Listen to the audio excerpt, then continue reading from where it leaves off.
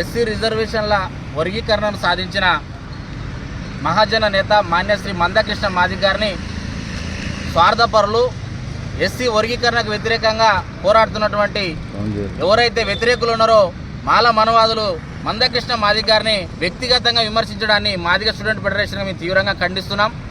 ఖబర్దారాన్ని కూడా హెచ్చరిస్తున్నాం.